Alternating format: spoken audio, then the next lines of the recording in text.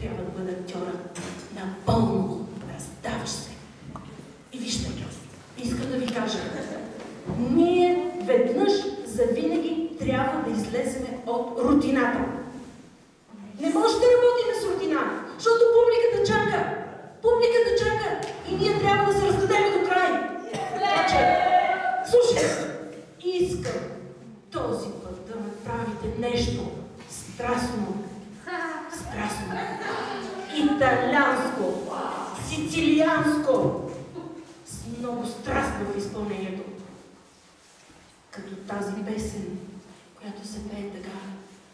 Parla più piano e nessuno sentirai. Parla più piano и така нататък.